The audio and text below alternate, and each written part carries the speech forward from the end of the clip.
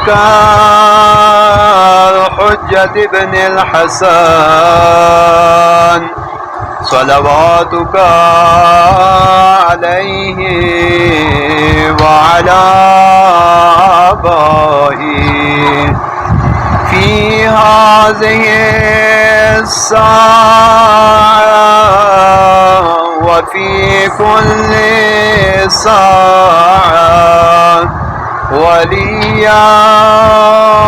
وحافظا وقائدا وناصرا ودليلا وعينا حتى تسكنه أرضك طوعا وتمتعه فيها طويلا. صلوات بابا زبلا. اللهم صل على محمد وآل محمد.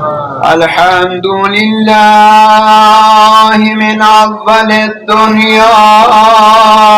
إلى فنائها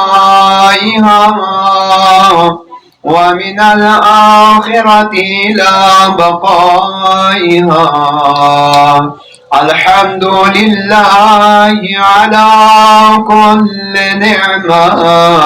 أستغفر الله من كل ذنب وأتوب إليه. بسم الله الرحمن الرحيم. اللهم إني أسألك برحمتك التي وسعت كل شيء وبقوتك التي قهرت بها كل شيء وخضع لها كل شيء وذل لها كل شيء وبجبروتك التي غلبت بها كل شيء وبعزتك التي لا يقوم لها شيء وبعظمتك التي ملأت كل شيء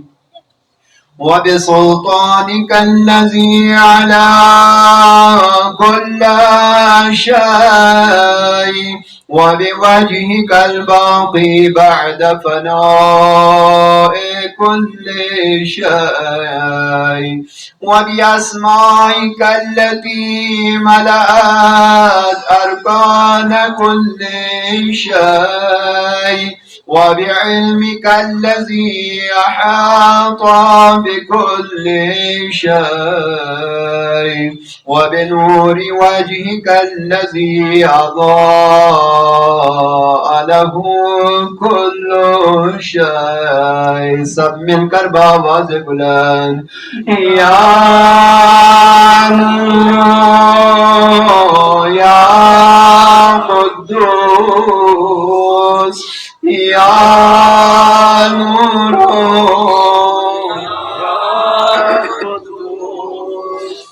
या नूर يا أول الأولين ويا آخر الآخرين. اللهم اغفر لي الذنوب التي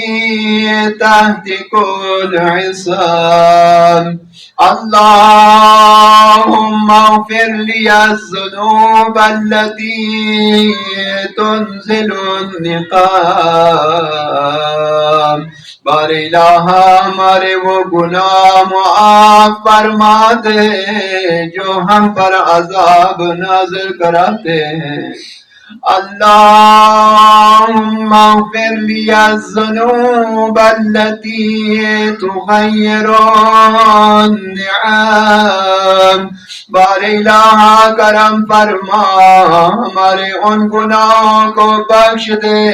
जो हमारी नेमतों का रंग बदल डालते हैं और उन्हें आफत बना देते हैं. اللهم اغفر لي الذنوب التي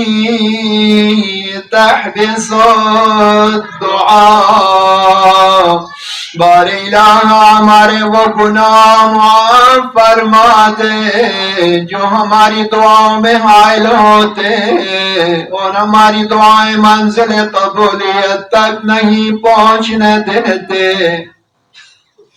اللهم اغفر لي الذنوب التي تنزل البلاء بار الہ کرم فرما ہمارے وہ گناہ معاف فرما دے جو ہم پر بلائیں نازل کراتے اللهم اغفر لي كل ذنب أذنبته وكل خطيئة أخطأتها اے پروردگار ہم گناہگار ہیں خطا کار ہیں معصیت کار ہیں اے پروردگار ہم اپنے گناہوں کا اقرار اور اپنی خطاؤں کا اعتراف کرتے ہوئے تیری بارگاہ میں حاضر ہیں پروردگار آج شب جمعہ شب استجابت دعا شب مغفرت شب مناجات اللہ سے نیاز کرنے کی شب ہے اے پروردگار ہم تیرے گھر میں بیٹھے تیرے حضور دست بدعائیں خدایا ہم سب کے گناہان کبیرہ و صغیرہ کو معاف فرما ہماری خطائیں درگزر فرما ہم سب کی تمام پریشانیوں کو دور فرما اللهم إني أتقرب إليك بذكرك وأستشفع بك إلى نفسك وأسألك بجودك أن تدنيني من قربك وأن توزعني شكرك وأن تلهمني ذكرك اللهم إني أسألك سؤال خاضع متذلل خاشع أن تسامحني وترحمني وتجعلني بقسمك راضيا وفي جميع الأحوال متواضعا اللهم واسألك سؤال من اشتدت فاقته وأنزل بك عند الشدائد حاجته وعزم فيما عندك رغبته اللهم عزم سلطانك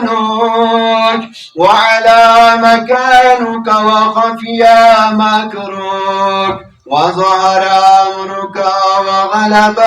قهرك وجرت قدرتك ولا يمكن الفرار من حكومتك اللهم لا أجد لذنوبي غافرا ولا لقبائحي ساترا ولا لشيء من عملي القبيح بالحسن مبدلا غيرك لا إله إلا أنت سبحانك وبحمدك ظلمت نفسي سب مل کر باواں سے بلند ظلمت نفسي ظلمت نفسي وتجرأت بجهلي وسكنت إلى قديم ذكرك لي ومنك علي. اللهم مولاي كم من قبيح سترت وكم من فادح من البلاء أقلت وكم من عسار وقيت وكم من مكروه دفعت وكم من صناع جميل لست أهلا له نشأت. اللهم عظم بلائي وأفرط بي سوء حالي وقصرت بي أعمالي وقعدت بي أغلالي وحبسني عن نفعي بعد أمالي وخدعتني الدنيا بغرورها ونفسي بجنايتها ومطالي. يا سيدي فأسألك بعزتك ألا يحجب عنك دعائي سوء عملي وفعالي ولا تفزحني بخفي ما اطلعت عليه من سري ولا تعاجلني بالعقوبة على ما عملت في خلواتي من سوء فعلي وإساءتي ودوام تفريطي وجهالتي وكثرة شهواتي وغفلتي وكن اللهم بعزتك لي في كل الأحوال رؤوفا وعلي في جميع الأمور عطوفا. إلهي وربي من لي غيرك أسأله كشف ذري والنظر في أمري. إلهي ومولاي أجريت علي حكما اتبعت فيه هوى نفسي ولم أعترف فيه من تزيين عدوي فغرني بما وأهوى وأسعده على ذلك القضاء فتجاوزت بما جرى علي من ذلك بعض حدودك وخالفت بعض أوامرك فلك الحمد علي في جميع ذلك ولا حجة لي فيما جرى علي فيه قضاءك وألزمني حكمك وبلاغك وقد أتيتك يا إلهي بعد تقصيري وإسرافي على نفسي معتذرا نادما منكسرا مستقيلا مستغفرا منيبا مقرا مذعنا معترفا لا أجد مقرا مما كان مني ولا مفزعا أتوجه إليه في أمري غير قبولك عذري وإدخالك إياي في سعة رحمتك اللهم فاقبل عذري وارحم شدة ذري وفكني من شد وساطي سمي الكرب آواز بلند يا رب ارحم ضعفان بدني يا رب ارحم ضعفان بدني يا رب ارحم ضعفان بدني ورقة جلدي ودقة عمري يا من بدأ خلقي وذكري وتربيتي وبري وتغذيتي هبني لابتداء كرمك والسالي في برك بي يا إلهي وسيدي وربي أدراك معذبي بنارك بعد توحيدك وبعد من طوى عليه قلبي من معرفتك ولهج به لساني من ذكرك واعتقد ضميري من حبك وبعد صدق الاعتراف ودعائي خاضعا لربوبيتك هيهات أنت أكرم من أن تزين من ربيت أو تباعد من أدنيت أو تشرد من عافيت أو تسلم إلى البلاء من كفيته ورحمته وليت شعري يا سيدي وإلهي ومولاي أتسلط النار على وجوه خرت لعظمتك الساجدة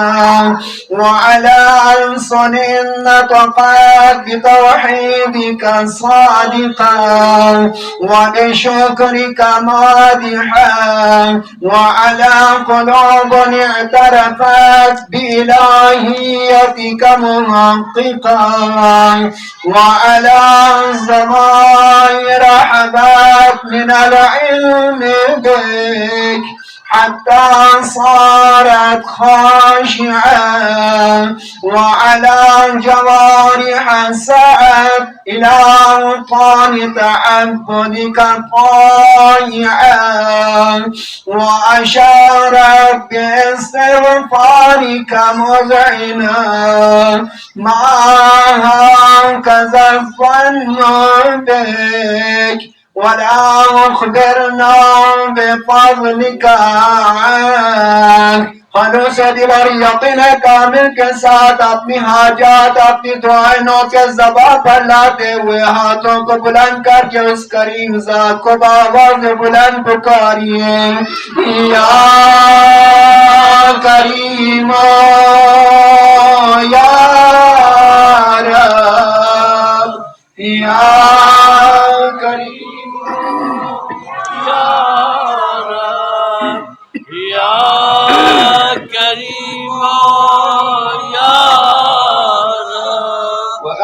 تعلم ضعفي عن قليل من بلاء الدنيا وعقوباتها وما يجري فيها من المكاره على أهلها، على أن ذلك بلاء ومكروه قليل مكسور يسير بقاؤه قصير مدته، فكيف احتمالي لبلاء الآخرة وجليل وقوع المكاره فيها، وهو بلاء تطول مدته ويدوم مقامه ولا يخفف عن أمره، لأنه لا يكون إلا عن غضبك وانتقامك وسخطك، وهذا ما لا تقوم له السماوات والأرض. يا سيدي فكيف لي وأنا عبدك الضعيف الذليل الحقير المسكين المستكين. يا إلهي وربي وسيدي ومولاي، لأي الأمور إليك أشكو ولما منها ضج وأبكي، لأليم العذاب وشدته أم لطول البلاء ومدته، فلئن صيرتني للعقوبات مع أعدائك وجمعت بيني وبين أهل بلائك وفرقت بيني وبين أحبائك وأوليائك، فهب لي يا إلهي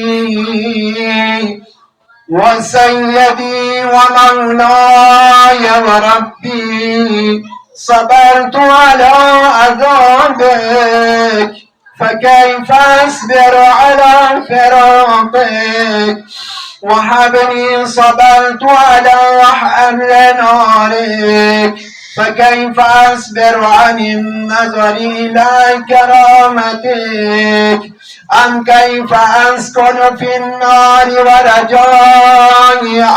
عفوك، فبعزتك يا سيدي ومولاي أقسم صادقا لئن تركتني ناطقا لأضجن إليك بين أهلها ضجيج العاملين، ولأصرخن إليك صراخ المستصرخين، ولأبكين إليك بكاء الفاقدين، ولأنادينك أين كنت يا ولي المؤمنين، يا غاية آمال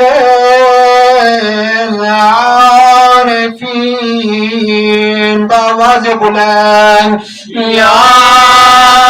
غياث المستغيثين، يا غياث المستغيثين، يا غياث المستغيثين، يا حبيب قلوب الصادقين ويا إله العالمين، أفتراك سبحانك يا إلهي وبحمدك تسمع فيها صوت عبد مسلم سجن فيها بمخالفته وذاق طعم عذابها بمعصيته وحبس بين أطباقها بجرمه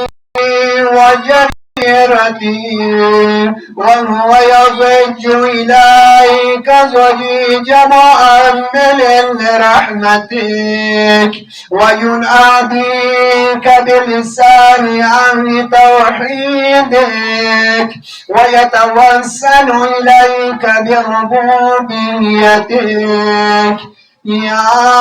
مولاي فكيف يبقى في العذاب وهو يرجو ما سلف من علمك أم كيف تعلمه النار وهو يأمل فضلك ورحمتك أم كيف يحرقه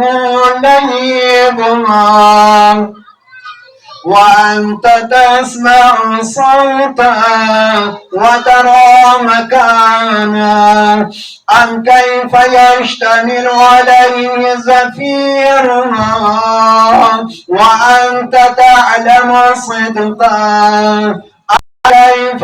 يتقنقن وأنت تعلم صدقا أم كيف تسجنه ثانيتها وهو يناديك يا رب أم كيف ترجو فضلك في عبته منها فتتركه فيها هيهات ذلك الظن بك والمعروف من فضلك ولا مشبه لما عملت به الموحدين من برك وإحسانك فباليقين يقطع لولا ما حكمت به من تعذيب جاحدك وقضيت به من إخلاد معاندك لجعلت النار كلها بردا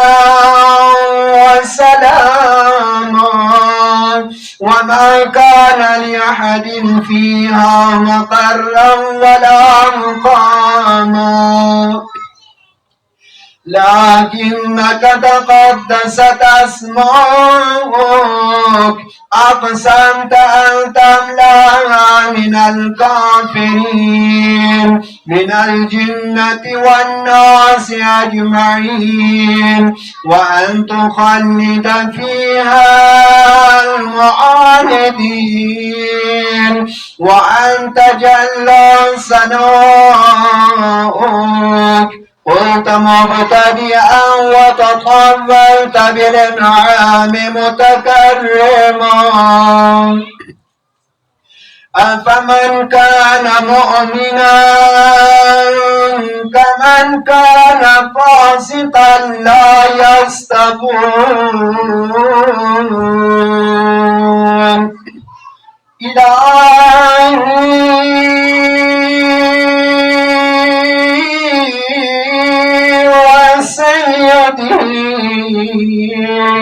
فأسألك بالقدرة التي قدرت وبالقدرة حتى وغلبت ما عليه عجيتها أنت بني الليلة في هذه الساعة كل أنتم تقول ذنب وكل صحيح حسن أسررت وكل جهل عملت كتمت أو أعلنت أخفيت أو أظهرت وكل سيئة عملت بإصباتها الكرام الكاتبين الذين أكدهم بحفظ ما يكون مني وجعلتهم شهودا علي مع جوارحي وكنت أنت الرقيب علي من ورائهم وشاهدا لما خفي عنهم وبرحمتك أخفيت وبفضلك سترت وأن توفر حظي من كل خير أنزلت أو إحسان فضلت أو بر نشرت أو رزق بسطت أو ذنب تغفر أو خطأ تستر अपने गुनाहों की माफी के लिए अपने मरहूमीन की बख्शिश के लिए हाथों को बुलंद करके परवरदिगार को आवाज बुलंद या रब्बी या रब्बी या रब्बी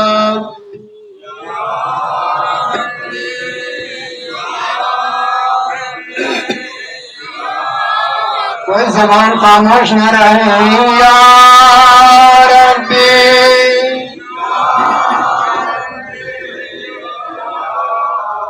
या इलाही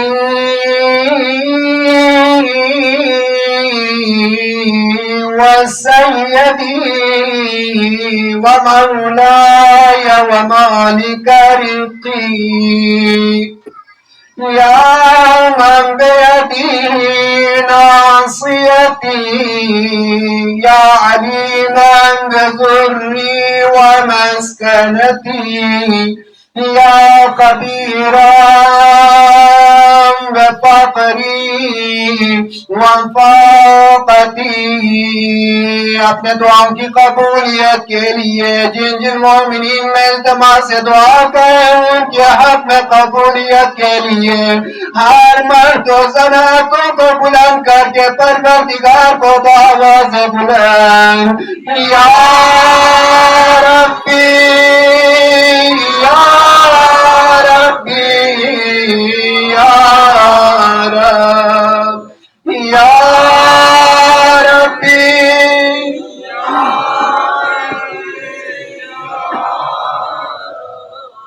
या रब्बी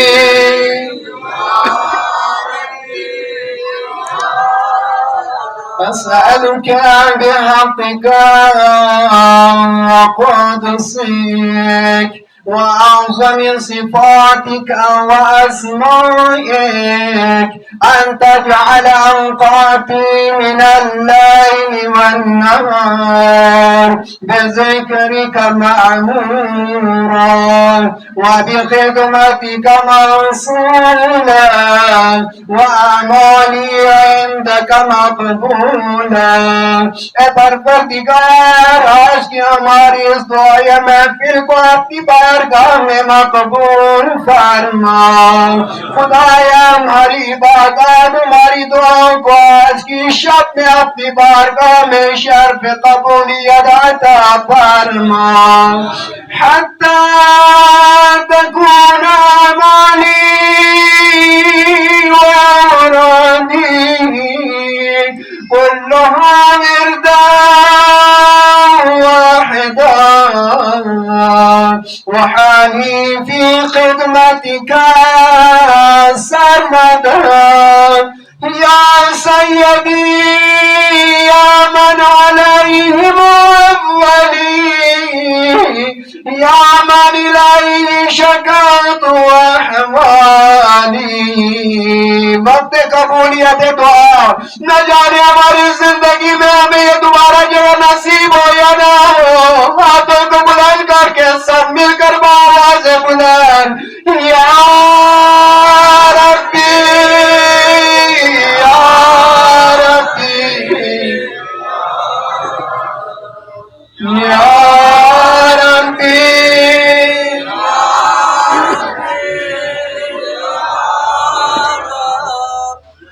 Ya Rabbi, Ya Rabbi,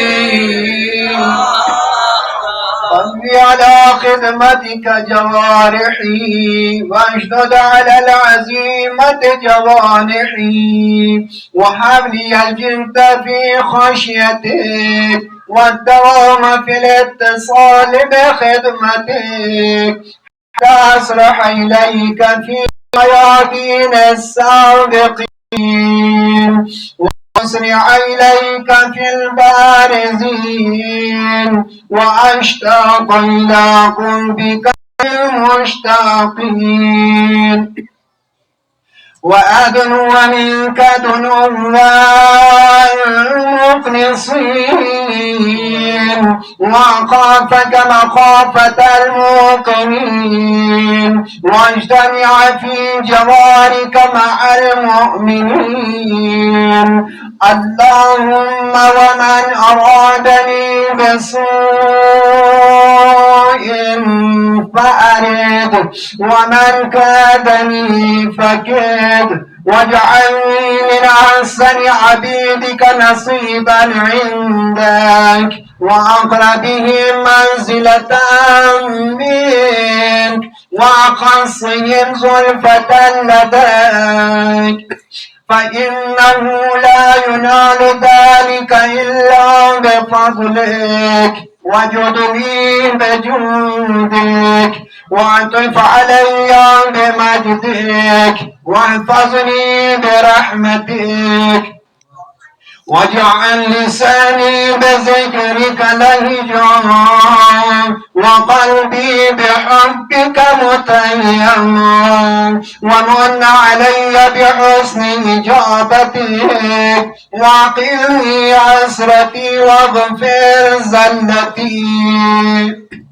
فإنك قضيت على عبادك بعبادتك وأمرتهم بدعائك اے پروردگار تو نے دعا کا حکم دیا ہے تجھے پکارے تو سے فریاد کرے وَظَمِنْتَ لَهُمُ الْإِجَابَةَ اے پروردگار تو نے دعا قبول کرنے کی ضمانت کی ہے فَإِلَيْكَ يَا رَبِّ نَصَبْتُ وَجْهِي اے ہمارے پروردگار ہم تیرے گھر میں بیٹھے تیری بارگاہ کا رخ کیا ہے وَإِلَيْكَ يَا رَبِّ مَدَدْتُ يَدِي اے ہمارے پروردگار ہم نے تیری بارگاہ میں ہاتھ پھیلائے بیٹھے ہیں ہم تیری بارگاہ میں خالی دامن پھیلائے بیٹھے ہیں اے پروردگار ہم گناہگار آج تیری بارگاہ میں اپنے گناہوں کی معافی طلب کے لیے اپنی حاجات کی برابری کے لیے پریشانیوں کی حل کے لیے آج اس راہ طویل کو طے کرتے ہوئے عالم مسافرت میں تیرے گھر میں آ کر تجھ سے راز و نیاز کر رہے ہیں تجھ سے فریاد کر رہے ہیں اے فریاد کرنے والوں کے فریاد سننے والے پروردگار آج ان تمام مومنین کی ہر دعا کو اپنی بارگاہ میں قبول فرما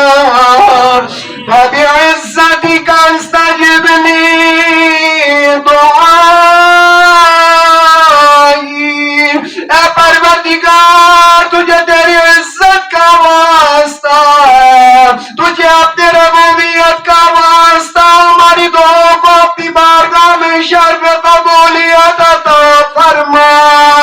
وبلغنی منایا، اے پروردگار تو ہماری مراد اسیان تو عطا فرما، ولا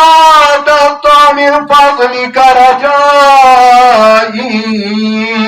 واكفني شر الجن والانس من اعدائي. سب مل کر باوت بلند یا سریع الرضا یا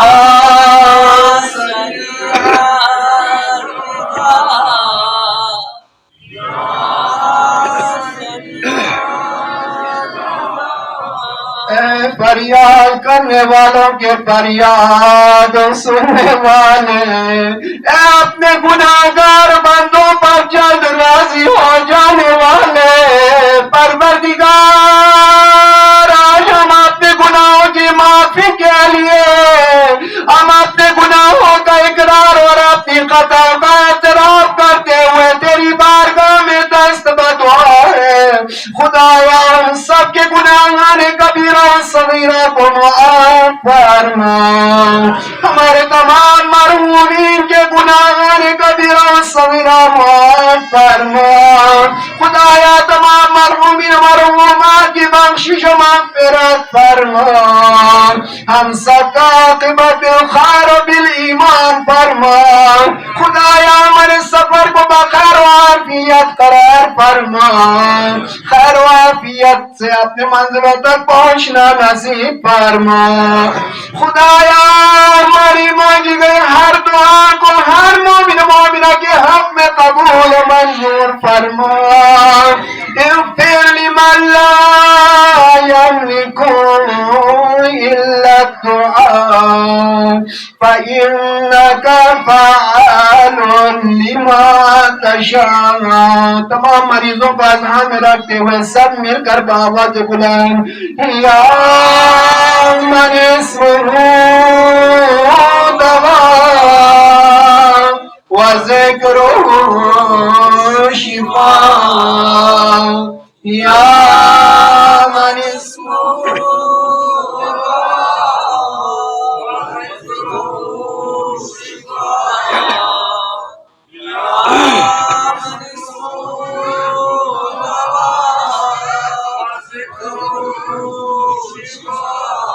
خدایا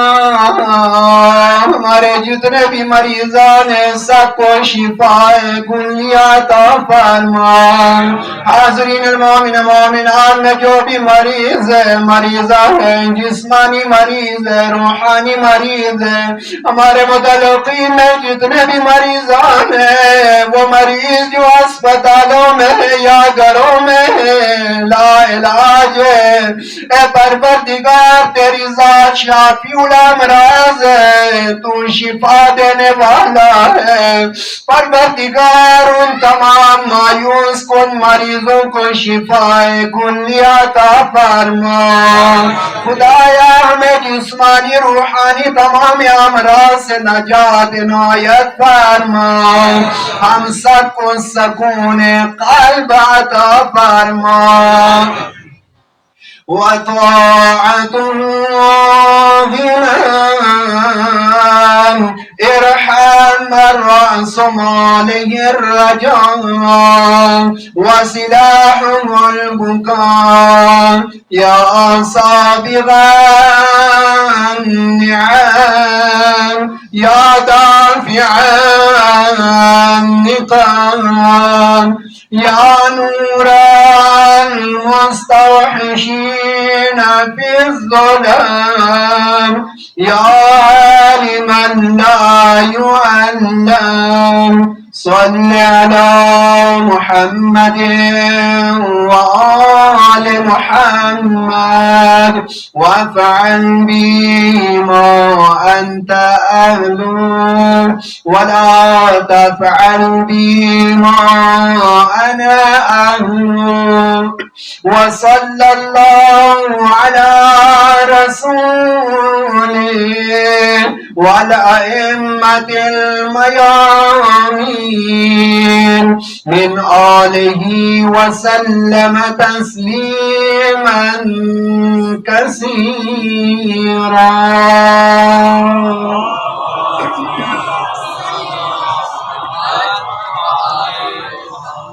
آج کی ہماری اس محفل دعا کی قبولیت کے لیے، تمام حاضرین کی دعاؤں کی استجابت کے لیے،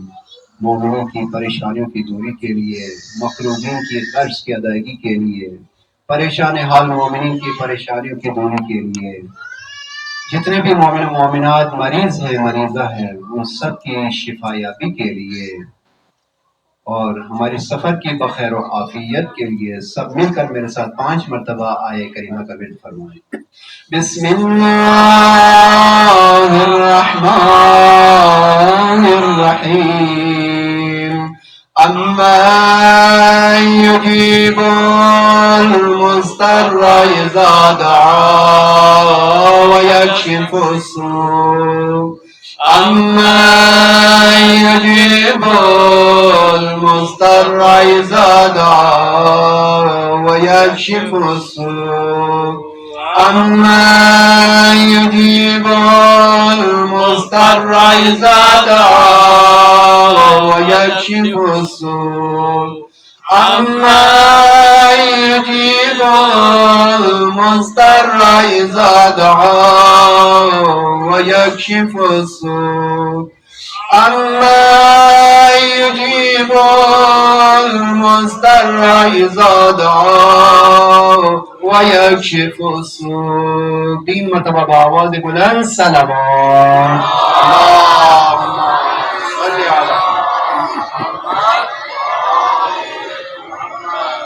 اللهم صل على محمد وآل محمد. اللهم صل على محمد وآل محمد.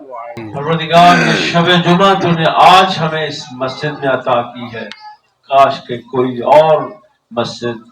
اپنے گھر میں یہ شب جمعہ اور دعائے کمیل ہو اور یہ آج کے جو اعمال ہیں ہمیں حرم کعبہ میں کرنے کی توفیق عطا فرمائے. آمین یا اللہ. جو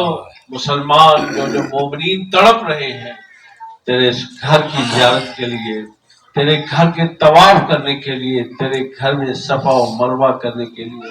اور تیرے ہر رکن اور مکان کی زیارت کے لیے تڑپ رہے ہیں، پروردگار ان سب کو جلد سے جلد جانا نصیب فرما. بہترین زاد راہ کے ساتھ اور بہترین معرفت کے ساتھ جانا نصیب فرما. آئیے اسی وارث کعبہ کا ذکر کریں جس کی آمد ہے. اس وقت یقیناً ایران بقائے نور بنا ہوا ہے، وہاں پر 10 روزہ یعنی 10 روزہ